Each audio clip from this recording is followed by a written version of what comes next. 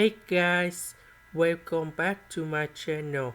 So today I will show you how to answer. We have the formula in here.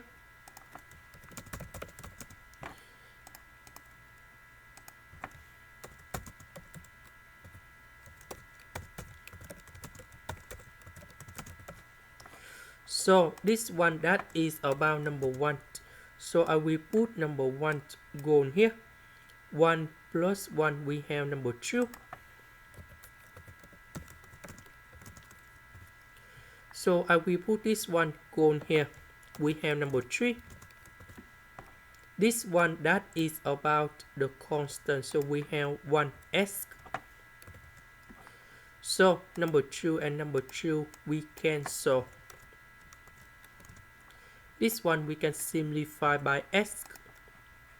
And that is the final answer. This is the end. Thank you for watching.